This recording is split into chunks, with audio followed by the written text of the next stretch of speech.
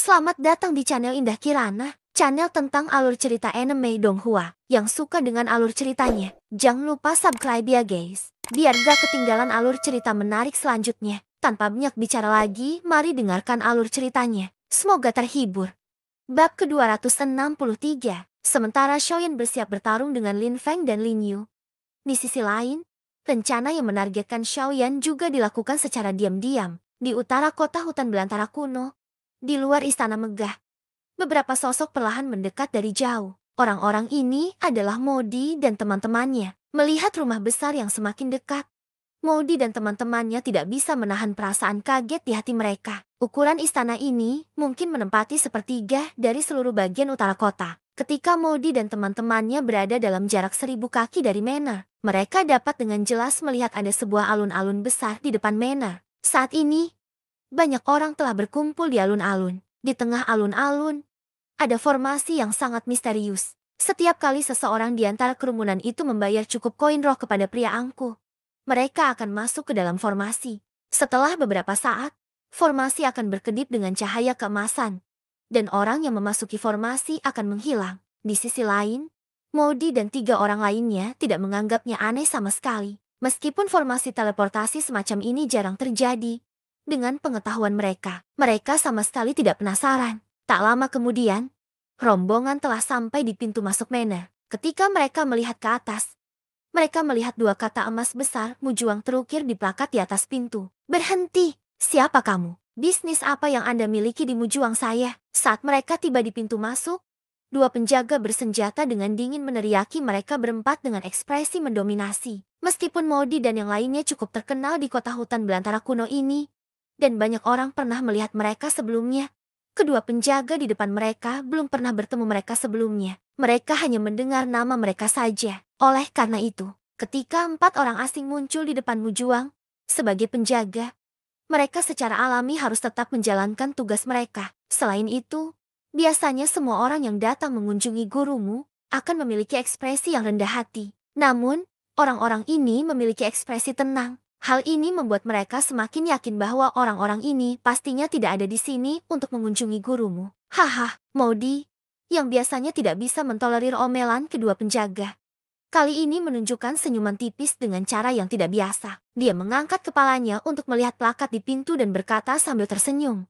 Tuanmu, Modi telah membawa beberapa teman untuk mengunjungimu. Bawahanmu ini sedikit sombong. Kata-kata Modi belum memudar ketika ekspresi kedua penjaga di pintu berubah drastis saat mereka melihat kelompok Modi. Tidak peduli apa, mereka tidak menyangka bahwa 4 orang di depan mereka, yang terlihat biasa saja, sebenarnya adalah kelompok Modi yang baru-baru ini bertarung dengan Yan Xiao di kota liar kuno. HMP, kamu tidak berhak memutuskan seperti apa orang-orangku. Masuklah, seseorang akan membawamu menemuiku. Saat kedua penjaga itu diam-diam terkejut, sebuah suara yang agak serak tiba-tiba bergema di seluruh area, menyebabkan cukup banyak orang di alun-alun tidak jauh dari situ mengalihkan pandangan mereka. Ketika orang banyak melihat bahwa orang-orang yang hendak memasuki Mumena sebenarnya adalah kelompok Modi, pandangan aneh melintas di mata mereka. Beberapa orang yang hendak menggunakan susunan teleportasi untuk pergi juga menghentikan langkahnya. Pada akhirnya, mereka tidak masuk ke dalam barisan. Setelah beberapa saat, kelompok Modi yang beranggotakan 4 orang berdiri di tengah aula yang sangat mewah dan mengesankan. Di depan mereka ada seorang lelaki tua berjubah, yang punggungnya menghadap mereka berempat. Orang tua itu berdiri dengan acuh tak acuh. Tidak sulit untuk menebak bahwa ini adalah tuanmu. Mengapa kamu datang mencariku? Suara serak sekali lagi terdengar. Kelompok Modi yang beranggotakan 4 orang merasakan seluruh aula bergetar sedikit. Wajah Yan Bing tampak muram saat dia menatap sosok manusia di depannya. Hatinya tidak berani rileks sedikit pun. Kata-kata tuanmu digantikan dengan desahan penyesalan dari Modi. Ekspresi pahit juga terlihat di wajahnya. Ungkapan ini membuat hati seseorang sakit. Bahkan Yan Bing dan orang lain di sampingnya mau tidak mau diam-diam terkejut di dalam hati mereka. Kecepatan dia dalam memasuki karakter agak terlalu cepat. Tuanmu, yang membelakangi mereka, tidak bisa menahan diri untuk tidak mengerutkan kening saat ini. Dia tidak punya hubungan keluarga dengan Modi. Kenapa mereka datang ke sini untuk menangis? HMP, jika Anda ingin mengatakan sesuatu, katakan saja. Jika tidak, silakan pergi. Jangan ganggu aku. Tuanmu, teman-teman, suruh para tamu keluar. Sebelum Modi selesai berbicara, tuanmu sudah tidak sabar. Maudi juga tidak menyangka kalau amarah Mushi akan begitu membara. Sampai-sampai dia akan mengusir seseorang tanpa mengucapkan sepatah kata pun. 3 orang di sampingnya juga melihat situasinya buruk. Tidak peduli apapun, Yan Bing adalah kaisar setengah bela diri bintang 8. Yang terkuat di antara mereka berempat. Di saat seperti ini, dia tentu saja akan menjadi orang pertama yang menonjol. Namun, saat Yan Bing tidak mau berbicara, mata Maudi berputar. Dia mengulurkan tangannya untuk menghentikan Yan Bing. Tanpa mengedipkan mata, dia menatap yang terakhir. Kemudian, dia mengangkat tangannya dan dengan lembut melambaikannya ke belakang. Nada suaranya menjadi berat sekali lagi. Baiklah, karena tuanmu tidak mau mendengarkanku, maka ayo kita pergi juga. Tidak perlu mengganggu kultivasinya. Setelah Maudi selesai berbicara, beberapa dari mereka tidak mengatakan apa-apa lagi dan berjalan keluar dari aula. Ketika Yan Bing melihat ke arah Maudi, dia tidak dapat menahan senyum pengertiannya. Ketika beberapa dari mereka mencapai pintu masuk aula, Maudi sekali lagi menghela nafas dan berkata, sayangnya, Wu Mohui adalah Bung. Sebelum Maudi selesai berbicara, tuanmu yang berada di aula tiba-tiba meledak. Tekanan yang menakutkan langsung hilang. Di bawah tekanan yang menakutkan ini, beberapa penjaga hanya mampu bertahan selama beberapa detik sebelum meledak menjadi kabut darah. Adapun kelompok Maudi yang beranggotakan 4 orang. Selain Yan Bing dan monster Tuahu, Zhang Hao dan Maudi langsung ditekan ke tanah oleh tekanan ini. Hal ini khususnya terjadi pada Maudi. Seluruh wajah lamanya langsung memerah dan 2 garis darah mengalir dari telinganya. Apa yang kamu katakan? Apa yang terjadi dengan Mohui? Kemarahan yang tak terkendali memenuhi aula. Dan raungan Paro bergema seperti guntur. Wajah Maudi yang memerah tidak menunjukkan rasa takut karena tekanan pada tubuhnya. Sebaliknya, dia mengungkapkan senyuman yang sangat puas dan menyeramkan. Seperti iblis, ledakan. Di langit, ekspresi Xiaoyan tampak suram saat ia menerima serangan telapak tangan dari Lin Yu. Sebelum dia bisa menghentikan tubuhnya, suara angin kencang tiba-tiba terdengar dari belakangnya. Dalam sekejap, Lin Yu telah tiba di belakang Xiaoyan. Dia tiba-tiba melambaikan telapak tangan kanannya dan dengan kejam menyerang punggung Xiaoyan. Merasakan aura menakutkan dengan cepat mendekat di belakangnya. Xiaoyan tidak berani gegabah. Saat ini, sudah terlambat untuk berbalik dan melakukan serangan balik. Tanpa ragu-ragu, kaki Xiaoyan bergerak dan langsung mengeksekusi langkah kepunahan langit. Pada saat berikutnya, sosok Xiaoyan muncul 100 kaki jauhnya. Bajingan, apakah kamu seorang Lok? Pakar macam apa yang kamu sembunyikan? Dengan teriakan keras, Lin Feng dan Lin Yu dengan marah membentak Xiaoyan dengan ekspresi muram. Sejak awal pertempuran, Xiaoyan hanya bentrok dengan Lin Feng beberapa kali. Setiap kali Xiaoyan dipukul mundur dan Lin Yu hendak menyerang, Xiaoyan akan menggunakan langkah kepunahan langit untuk menghindar. Oleh karena itu, meskipun sepertinya ada 3 orang yang bertarung pada saat ini, pada kenyataannya, hanya Xiaoyan dan Lin Feng yang benar-benar menyerang. Ketika Xiaoyan mendengar mereka berdua berbicara serempak, sudut mulutnya melengkung membentuk cibiran. Tidak apa-apa bagi kalian berdua kaisar setengah bintang 7 untuk menindasku. Kaisar setengah bintang 3. Tetapi kamu sebenarnya tidak mengizinkanku untuk menghindar. Mungkinkah aku harus berdiri di sana dan membiarkanmu memukulku? Bab 264. Begitu kata-kata Xiaoyan keluar dari mulutnya, kerumunan ahli di luar segera mengalihkan pandangan mereka ke arah Lin Feng dan Lin Yu. Semua orang saling berbisik. Kata-kata yang keluar dipenuhi dengan ejekan dan cibiran terhadap Lin Feng dan Lin Yu. Sebagai kaisar setengah bintang 7 dan bersaudara, mereka benar-benar mengucapkan kata-kata menggelikan kepada setengah kaisar bintang 3. Apakah mereka yakin mereka di sini bukan untuk bermain-main?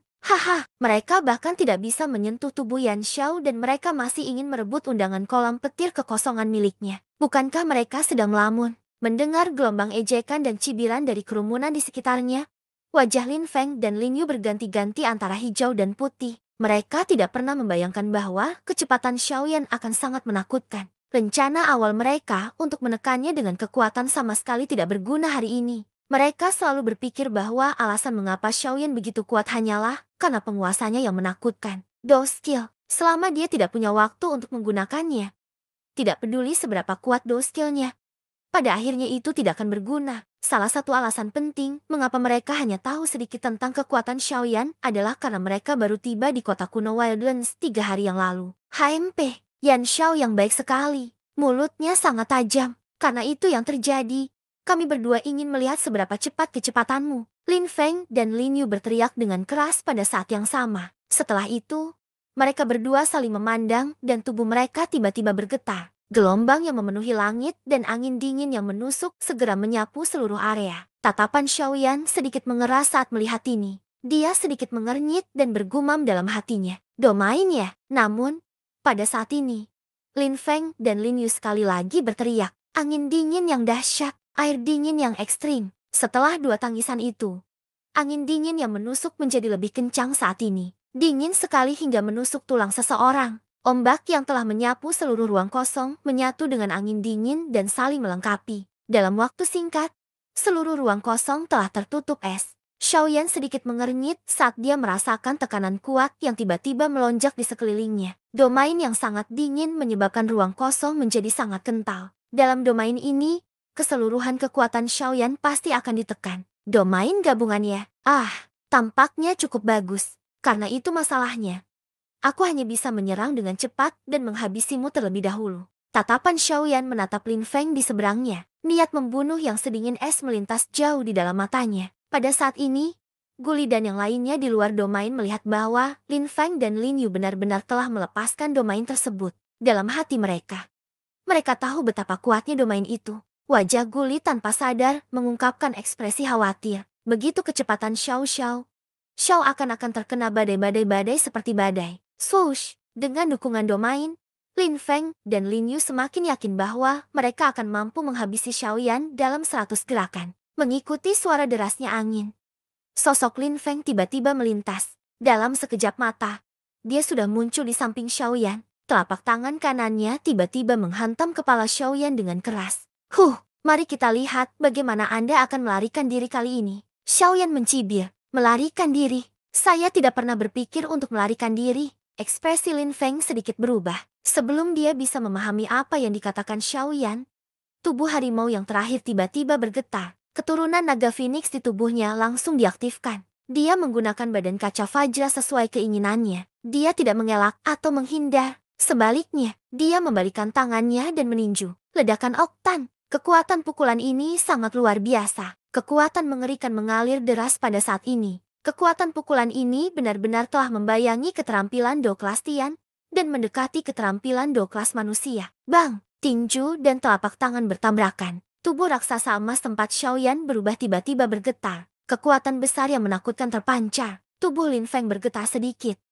Tapi dia tidak jatuh ke posisi yang tidak menguntungkan. Doki dengan cepat berkumpul di telapak tangannya. Lengan kanannya bergetar dan Doki menyembur keluar. Keduanya mundur 100 langkah. Melihat pemandangan familiar ini sekali lagi, Xiaoyan mencibir. Dia menggerakkan kakinya dan hendak menggunakan langkah kepunahan langit. Sayangnya, hasil yang sama seperti sebelumnya tidak menimpa Xiaoyan. Dia baru saja menggunakan langkah kepunahan langit ketika ruang di belakang Xiaoyan menjadi terdistorsi. Setelah itu, telapak tangan keriput dengan kuat membekas di punggung Xiaoyan. Bang! Mengikuti suara teredam, badan kaca kingkung menghilang. Tubuh Xiaoyan dengan paksa dikirim terbang ribuan mil jauhnya. Seteguk besar darah keluar dari mulutnya dengan suara puci. Meski mendapat pukulan berat, Xiaoyan masih dengan cepat menstabilkan pikirannya. Meskipun serangan barusan dipenuhi dengan kekuatan. Beruntunglah Xiaoyan memiliki badan kaca kingkung dan garis keturunan naga Phoenix untuk melindunginya. Oleh karena itu, hal itu tidak menyebabkan dia terluka parah.